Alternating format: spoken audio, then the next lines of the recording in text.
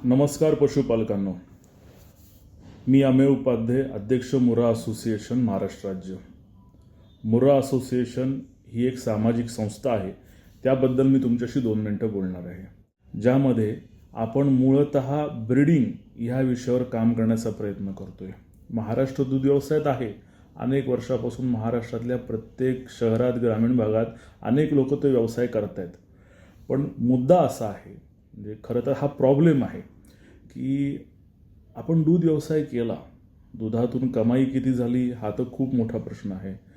पण आपण ब्रीडिंग नाही केलं.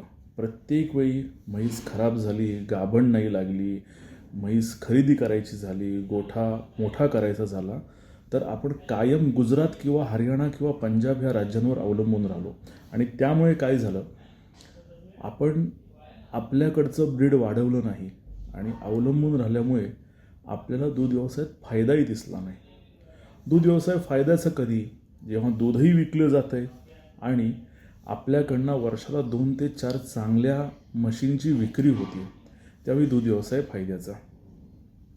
आपण फक्त दूध विक्री करत राहिलो, दुधाचा दर काही प्रमाणात वाढतो.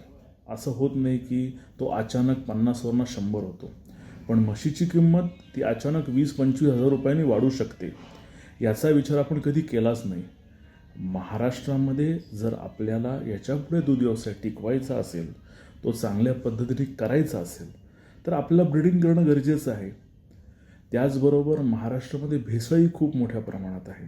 आता भेसळ हा विषय खूप वेगळा आहे, पण जर चांगलं दूध मिळत असेल तर चांगलं गिराईक ते चांगल्या किमतीला विकत घेतं, एवढाच फक्त आपण विचार करू. शुद्ध दुधासाठी कस्टमर आजही महाराष्ट्रामध्ये चांगले पैसे मोजतो.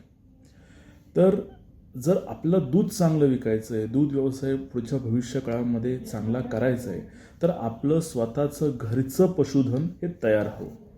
तर ते घरी पशुधन तयार व्हावं यासाठी मुर्रा असोसिएशन मार्गदर्शन, त्याचबरोबर अनेक प्रकारची शिबिरं, ट्रेनिंग आणि संबोधन ह्या माध्यमातून काम करते. मुर्रा असोसिएशनचं काम हे आहे की शेतकऱ्यांचं प्रबोधन करायचं, म्हैस पालकांचं चांगल्या प्रकारे प्रबोधन केलं तर महाराष्ट्रातला तरुण पशुपालक हा जागरूक आहे. तो चांगला सिमेंट आज वापरायला तयार आहे. ते सिमेंट त्याच्यापर्यंत कसं पोहोचवेल, कुठल्या माध्यमातून पोहोचवेल हे बघायचं.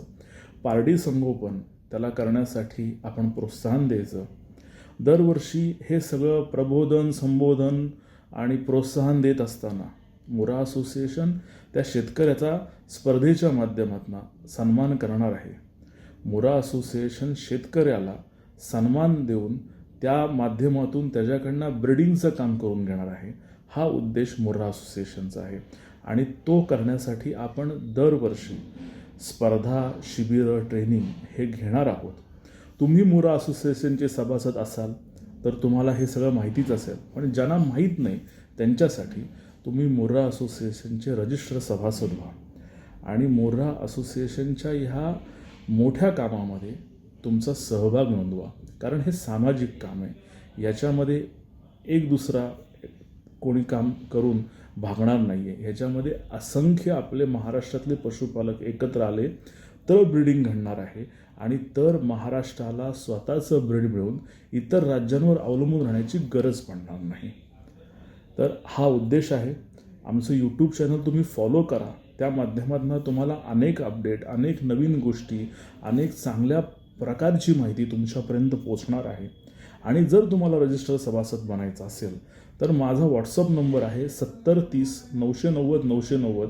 ह्याच्यावर तुम्ही कधीही मला रजिस्ट्रेशनच्या बाबतीत विचारू शकता किंवा तुमच्या मनामध्ये अनेक कुठलेही प्रश्न असतील तर ते विचारू शकता.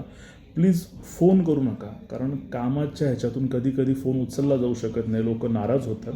व्हॉट्सअपवर तुम्ही मेसेज करून ठेवा, तुमच्या मेसेजचं मी उत्तर देईन आणि महाराष्ट्रात एक चांगलं मुर्रा म्हशीचं ब्रीड तयार व्हावं यासाठी आपण सगळ्या जणांनी काम करूया. धन्यवाद.